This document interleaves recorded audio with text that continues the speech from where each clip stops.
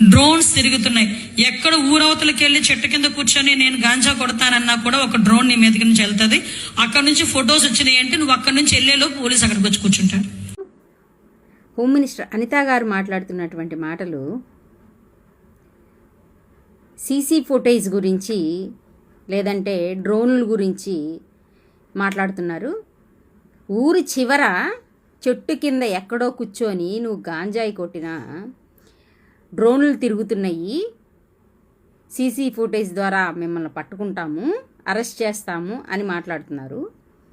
మరి విజయవాడ నడిబొడ్డులో ఉన్నటువంటి ఒక స్టేషన్లో, కృష్ణలంక స్టేషన్లో సీసీ ఫుటేజ్ 10 నెలలది లేకుండా పోయింది.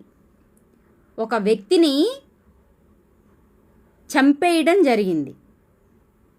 అయినా కూడా ఆ కేసు విషయంలో హోమ్ మినిస్టర్ అనిత గారు విధులు నిర్వహిస్తూ కూడా ఇంతవరకు బయటకు వచ్చి ప్రజలకి ఆన్సర్ చేయలేదు. కానీ ఎక్కడో ఊరు చివర చెట్టు కింద జరిగేది ఆవిడ కనుక్కుంటారట. విజయవాడ నడిబొడ్లో కెమెరాలు 24 అవర్స్ వర్క్ అవ్వాల్సిన ప్లేసెస్లో సీసీ ఫుటేజ్ అనేది 10 నెలలది మాయం చేశారు. అయినప్పటికీ ఆ విషయంలో హోమ్ మినిస్టర్ అనిత గారు ఏ విధంగా పట్టించుకోరు. ప్రజలకి రిప్లై ఇవ్వాల్సిన దగ్గర మాట్లాడరు.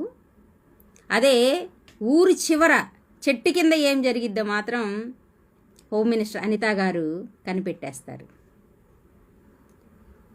విజనరీ పరిపాలన అనేది ఎలానే ఉంటుంది. ప్రజలు ఆలోచించాలి. జై జగన్.